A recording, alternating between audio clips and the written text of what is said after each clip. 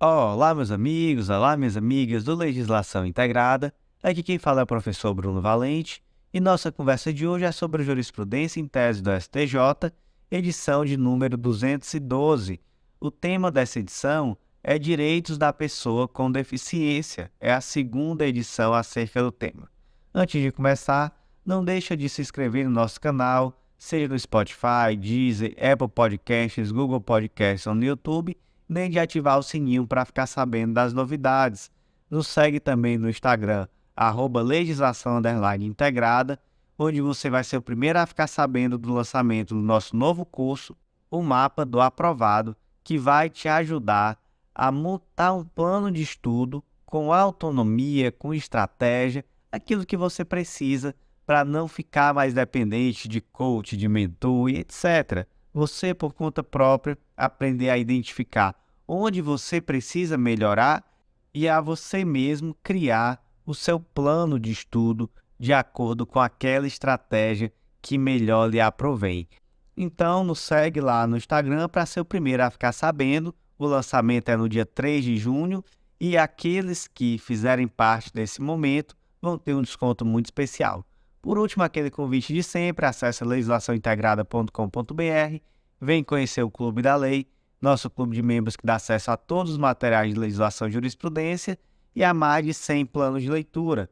São materiais atualizados semanalmente pelas novidades legislativas e pelos informativos do STF, STJ e jurisprudência em tese do STJ. Então, sem mais delongas, vamos para a primeira tese do dia. Tese 1. O Ministério Público possui legitimidade para ajuizar a ação civil pública para garantir o fornecimento de órteses e próteses às pessoas com deficiência. Gente, essa tese aqui está contextualizada na Lei da Ação Civil Pública, lá no artigo 5º, inciso 1, que diz que tem legitimidade para propor a ação principal e a ação cautelar, inciso 1, o Ministério Público. Quem mais, professor, para a gente poder dar uma aprofundadazinha? Defensoria Pública, União, Estado, DF e Municípios, e a associação que, concomitantemente, esteja constituída há mais de um ano nos termos da Lei Civil e inclua entre as suas finalidades institucionais a proteção ao patrimônio público e social, ao meio ambiente, ao consumidor, à ordem econômica, à livre concorrência, aos direitos de grupos raciais, étnicos ou religiosos, ou ao patrimônio artístico, estético, histórico, turístico e paisagístico. Então temos aqui quem são os legitimados. Faltou alguém? Faltou. Eu pulei o inciso 4, autarquia, empresa pública, fundação ou sociedade de economia mista. Peço desculpa, então além desses que eu já falei, autarquia, empresa pública, fundação e sociedade de economia mista. Gente, vocês perceberam que só em relação à associação, que é exigida uma finalidade institucional, e aí se elenca ali quais são essas finalidades? Então, o Ministério Público, Defensoria, União, Estado, DF, Município, Autarquia, Empresa Pública, Fundação e Sociedade de Economia Mista acabam tendo uma potencialidade mais ampla de ação. E aí, quando a gente fala de Ministério Público, aí é que nós temos uma legitimidade muito mais ampla ainda. E aí, esse caso específico trata sobre uma ação civil pública que foi proposta em relação a um único indivíduo que seja, porque nós temos aqui exemplos de julgados que vão fundamentar essa tese, onde a ação civil pública foi proposta em face de uma única pessoa, ou melhor, em benefício de uma única pessoa, né, melhor dizendo, e aí se pergunta, Ministério Público tem legitimidade? E a resposta é sim, tem. O Ministério Público ele pode propor uma ação civil pública, por exemplo, para conseguir o fornecimento de uma prótese para uma única pessoa com deficiência. Por quê? Porque, primeiro, essa pessoa ela pode ser considerada hipervulnerável. E, em segundo lugar, tenha em mente que uma das funções institucionais do Ministério Público é a defesa de direitos individuais indisponíveis. Mas, professor, uma ação civil pública em benefício de uma única pessoa, isso é assim mesmo? Por que não propôs uma ação ordinária? Por que, enfim, por que esse indivíduo não se valeu da Defensoria Pública, por exemplo? Porque, enfim, em um caso como esse, parece ser muito mais um caso de atuação da Defensoria Pública do que do Ministério Público, não é não, professor? Até é. Claro, esse indivíduo ele poderia se valer da Defensoria Pública. E, claro, poderia sim, utilizar outro tipo de ação que não ação civil pública. Mas acontece, gente, que aqui se trata de um indivíduo hipervulnerável e quando você defende o direito de um indivíduo hipervulnerável, você está, na verdade, defendendo não só essa pessoa, mas toda a ordem jurídica, toda uma universalidade. Você está atuando, principalmente nesse sentido em que se propôs uma ação civil pública, é porque se tinha um interesse maior, se tinha um interesse de preservar os direitos indisponíveis de toda uma coletividade, ainda que naquele caso concreto fosse somente um beneficiado. Então, perfeitamente possível. Tese 2. É possível a concessão de vista ao Ministério Público nos processos de natureza previdenciária que envolvam pessoa com deficiência. Vamos lá, primeiro ponto. Código de Processo Civil, o artigo 178 diz que o Ministério Público será intimado para, no prazo de 30 dias, intervir como fiscal da ordem jurídica nas hipóteses previstas em lei ou na Constituição Federal e nos processos que envolvam interesse público ou social, interesse de incapaz, litígios coletivos pela posse de terra rural ou urbana. E aí é que pode vir a primeira confusão, pelo amor de Deus, não confunda isso, não confunda alhos com bugalhos. A tese aqui disse que é possível concessão de vista ao MP em processo de natureza previdenciária que envolvam pessoas com deficiência. E aí, algum desavisado pode pensar que o fundamento é o artigo 178, inciso 2, que determina que o MP deve intervir como fiscal da lei em processo que envolva interesse de incapaz. Gente, pessoa com deficiência em alguma hipótese é incapaz? Em nenhuma hipótese. Em nenhuma. Desde o Estatuto da Pessoa com Deficiência, a única hipótese de incapacidade plena é o menor de 16 anos. Não existe nenhuma outra hipótese no direito brasileiro. Só que, gente, se atentem que o artigo 178, ele diz que o Ministério Público ele vai ser intimado para intervir como fiscal da lei ou da ordem jurídica nos casos previstos em lei ou na Constituição. E nos processos que envolvam, aí tem aqueles 3 incisos. Então, nos casos previstos em lei ou na Constituição. Existem outros casos previstos em lei? Existem. Artigo 176 do CPC mesmo. O Ministério Público atuará na defesa da ordem jurídica, do regime democrático e dos interesses e direitos sociais e individuais indisponíveis. Então, aqui mais uma situação. Artigo 74, inciso 2 do Estatuto do Idoso. Obrigatoriedade de intervenção do Ministério Público em ações que veiculem direito de idosos em condições de vulnerabilidade. Artigo 6º, inciso 7º, alíneas A e C da Lei Complementar 75, que é a Lei Orgânica do Ministério Público. Proteção dos direitos constitucionalmente estabelecidos, além da proteção dos interesses individuais indisponíveis, difusos e coletivos relativos à criança, adolescente e ao idoso. Então vamos lá. No caso concreto, o juiz determinou vista ao Ministério Público na condição de custos legis, mas a União propôs esse mandado de segurança, afirmando que isso não seria possível, porque não havia uma previsão específica em lei dizendo que a ação previdenciária contra pessoa com deficiência teria intervenção do MP. De fato, não existe essa previsão específica, mas não é muito difícil você chegar na conclusão de que aqui existe, por exemplo, a defesa de um interesse individual indisponível, não há aqui uma dificuldade de se avaliar que é uma pessoa em situação de vulnerabilidade. Então, veja só, todas essas hipóteses são de atuação do Ministério Público na condição de fiscal da lei. Então, perfeitamente possível e perfeitamente viável a atitude do juiz de abrir vista ao Ministério Público. Tese 3. O fato de a parte ser pessoa com deficiência, por si só, não é motivo suficiente para caracterizar relevância social e exigir a intervenção do Ministério Público como custos legis. E agora essa tese 3 vai complementar a tese 2, não é? Não são teses antagônicas, são teses complementares.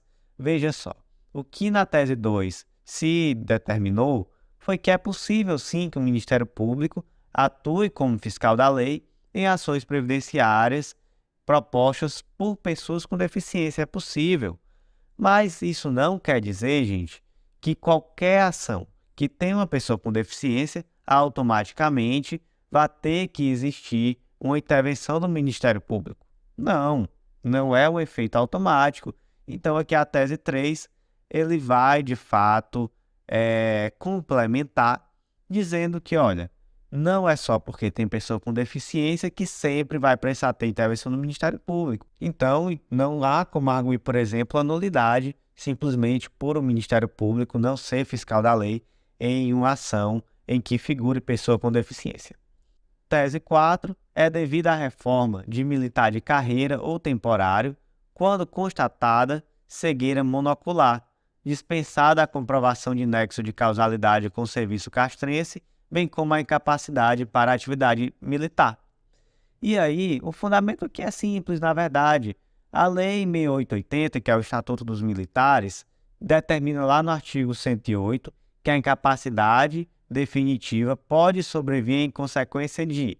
Aí lá no inciso 5º, tem várias e várias possibilidades. Então, tuberculose, alienação mental, esclerose múltipla, câncer, paralisia, e dentre essas tem cegueira. E aí vem a dúvida, cegueira total ou pode ser uma cegueira monocular? Então o indivíduo está cego só do olho esquerdo. E aí? Esse policial ele vai poder ser reformado por conta dessa cegueira monocular? Resposta sim, porque a lei não diferencia. A lei simplesmente fala em cegueira, não dizendo que tem que ser uma cegueira bilateral. Próxima tese, tese 5, é possível a acumulação de um cargo público de professor com outro cargo de intérprete e tradutor de língua brasileira de sinais, Libras. Vamos lá. Primeiro ponto. A regra no direito brasileiro é a inacumulabilidade de cargos públicos. Então, em regra, o indivíduo não pode ter dois cargos públicos. Ele não pode ser, por exemplo, defensor público e promotor de justiça. Claro que não pode, né? Ele não pode ser servidor do ente X e do ente Y, não pode.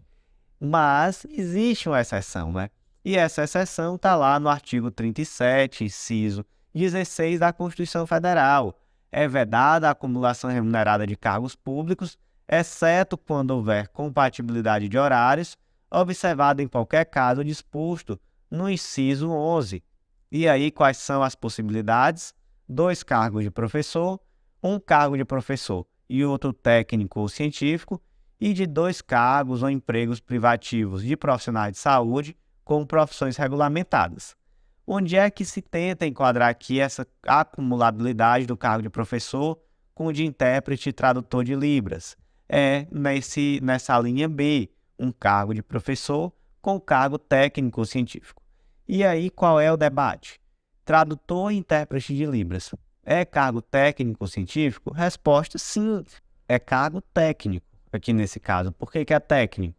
Porque demanda o conhecimento da língua portuguesa associado a um fim de viabilizar a comunicação com pessoas com deficiência. Então, é um cargo que, de fato, exige uma expertise técnica específica em relação a esse ponto, em relação a essa questão. Então, sim, intérprete e tradutor de línguas é um cargo técnico e é sim possível acumular esse cargo técnico com o de professor. Tese 6. O Poder Judiciário, por meio das serventias judiciais, tem o dever de elaborar e fornecer à Defensoria Pública relatórios de processos com medidas de segurança aplicadas às pessoas com deficiência. Da onde que decorre esse dever? Lá da Convenção de Nova York, que foi internalizada pelo direito brasileiro, pelo Decreto número 6949 de 2009, e lá no artigo 31 se determina que os Estados-partes coletarão dados apropriados, inclusive estatísticos e de pesquisa, para que possam formular e implementar políticas destinadas a pôr em prática a presente convenção. Além disso, existe um direito líquido e certo da Defensoria de ter acesso a esses dados para a tutela dos direitos fundamentais dos seus assistidos, onde é que isso está previsto? O artigo 21 da Lei de Acesso à Informação. Onde mais que a gente fundamenta? Resolução conjunta CNJ e CNMP, é a número 1 de 2009. Ela determina a implantação de mecanismo de revisão anual das medidas de segurança impostas, nas quais deverão estar incluídas relatórios das medidas adotadas e sua quantificação, atestados de pena e medidas a cumprir, além da verificação de suas legalidades. Os relatórios são de elaboração necessária pela Serventia Judicial nos termos dessa norma administrativa. Então, também mais um fundamento aqui, Resolução Conjunta número 1 de 2009 do CNJ e CNMP. E, de fato, gente, esses relatórios são fundamentais para a Defensoria Pública, já que eles têm uma importância muito grande na formulação das estratégias a serem adotadas pela Defensoria em defesa desse público, que são quem? São as pessoas que estão sofrendo com medida de segurança em virtude de deficiência. E aí, só um ponto aqui para poder ninguém confundir. Não se impõe que sempre haja a remessa dos autos à Defensoria Pública, simplesmente por existir ali uma pessoa que está sofrendo uma medida de segurança. Não é isso. O que se impõe é a remessa de dados, estatísticas, para que a Defensoria possa avaliar de que forma isso está acontecendo, com uma visão macro, e possa definir as estratégias de tutela desses indivíduos. Tese 7. É possível substituir a pena privativa de liberdade em regime fechado ou semiaberto por pena de prisão domiciliar para genitores de pessoa com deficiência durante a execução provisória ou definitiva da pena, desde que demonstrada a imprescindibilidade dos cuidados. Então vamos lá. A história dessa tese, digamos assim, começa com um importantíssimo habeas corpus coletivo que foi impetrado pela DPU, é o HC coletivo 143641 de São Paulo, e esse HC coletivo teve como amicus curiae praticamente todas as defensorias públicas estaduais do Brasil. Foram várias defensorias públicas estaduais, todo mundo junto nesse HC coletivo. E aí, um tempo depois, aquilo que foi decidido acabou sendo legislado em igual sentido no artigo 318-A, só com uma pequena diferença, mas que na prática não representa diferença alguma, conforme decidiu já o STF. O que é que diz o 318-A? A prisão preventiva imposta à mulher gestante ou a que for mãe ou responsável por criança ou pessoa com deficiência será substituída por prisão domiciliar desde que não tenha cometido crime com violência ou grave ameaça à pessoa e não tenha cometido crime contra seu filho dependente. Qual é a diferença daqui em relação ao que foi decidido no HC coletivo 143641 de São Paulo? É que, além dessas duas hipóteses, o HC coletivo trazia uma terceira, que era em situações excepcionalíssimas, as quais deverão ser devidamente fundamentadas. Então, havendo uma situação excepcionalíssima, pelo que foi decidido nesse HC coletivo, também seria possível não substituir a prisão preventiva pela prisão domiciliar. E aí, isso mudou alguma coisa na prática? Não, não mudou, porque os tribunais já decidiram situações excepcionais em que não é possível aplicar o 318-A. Então, em situações excepcionais, continuou sendo possível o afastamento. Qual é a questão? É que aqui o 318-A trata da prisão preventiva e não de uma prisão já definitiva, como é, por exemplo, uma pessoa que está sentenciada a uma prisão em regime fechado ou semiaberto. Então, a diferença aqui basicamente é essa. E aí vamos para a questão central. A mulher gestante, mãe ou responsável por pessoa com deficiência ou por criança. Essa pessoa que não cometeu crime com violência ou grave ameaça e que não cometeu crime contra seu filho dependente, ela tem automaticamente o direito a cumprir a prisão preventiva em regime domiciliar, ou seja, a substituir a prisão preventiva pela prisão domiciliar? Tem. Ela tem esse direito automaticamente. Se o juiz quiser afastar esse direito, ele tem que fundamentar em uma situação excepcionalíssima. Beleza. Agora vamos mudar a pergunta. E se a gente troca prisão preventiva por prisão definitiva? A mulher em prisão definitiva em regime fechado ou semiaberto, que ela seja responsável por criança ou por pessoa com deficiência, ou que ela esteja gestante, ela tem direito a substituir por prisão domiciliar? aí a forma de pensar muda, aí já não é automático, aí deixa de ser a regra e se torna a exceção. Excepcionalmente, ela tem direito à substituição. Quando? Quando ela demonstrar a imprescindibilidade dos seus cuidados em relação a essa pessoa que é dependente dela. Tese 8. Não incide imposto de renda sobre a pensão especial da síndrome da talidomida, pois se trata de uma verba de caráter indenizatório. Vamos lá, em primeiro lugar, o que é essa tal síndrome da talidomida? É uma condição médica rara e grave que resulta de efeitos adversos causados pelo uso de uma substância que é conhecida como talidomida. Essa talidomida ela é um medicamento que foi utilizada na década de 50 e 60 e que ela tratava diversas condições como náuseas, insônias, e ela era prescrita para mulheres grávidas como um sedativo que ali causava um alívio das dores e desconfortos da gravidez. Resultado, depois de um tempo se descobriu que esse medicamento ele causava malformação de membros, ausência e encurtamento dos braços e das pernas e causava também possivelmente mãos e pés mal formados ou ausentes. Então, veja só que situação horrível. Essas mulheres utilizavam esse medicamento para aliviar as dores da gravidez e depois se descobriu que algumas das crianças que estavam sendo geradas acabaram nascendo com deformidades graves. Triste, né? Horrível. E aí, por conta de toda essa situação, foi prevista uma pensão especial para essas pessoas que nasceram com essas deformidades. Quem instituiu foi a Lei número 7070 de 92, uma pensão vitalícia. E aí a pergunta é, incide imposto de renda sobre essa pensão? Resposta: não, não incide, porque não há aqui uma elevação patrimonial. Essa pensão ela tem uma natureza meramente indenizatória e ela visa recompor um patrimônio. Então, essa pessoa nasceu com essa malformação, ela, por conta disso, certamente terá dificuldades muito maiores durante a vida, gastos muito maiores, dificuldades maiores de acesso a emprego, a renda. Então, na verdade, essa pensão não traz um ganho patrimonial, mas tão somente, no máximo, uma recomposição, de tal forma que não incide imposto de renda. Tese 9. Desde a edição da Lei 10.098 de 2000, a adaptação dos veículos de transporte coletivo às pessoas com deficiência foi suficientemente regulamentada, o que resulta, a partir de sua vigência, na caracterização da mora das empresas que não promoveram as adaptações necessárias. A Lei 10.098 de 2000, ela foi conhecida como Lei da Acessibilidade.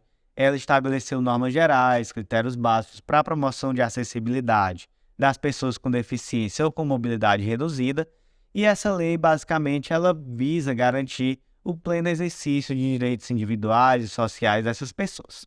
E aí, vamos lá.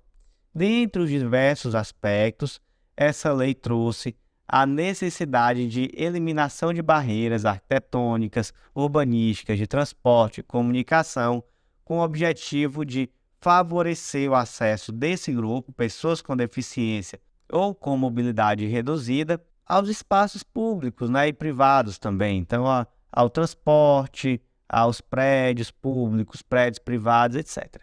E aí, em relação às empresas de transporte coletivo, essa lei trouxe algumas exigências para a adaptação dos veículos de forma a possibilitar o transporte dessas pessoas. Vamos aqui só para um exemplo, a questão de elevador nos ônibus, para permitir que o cadeirante acesse. Ok.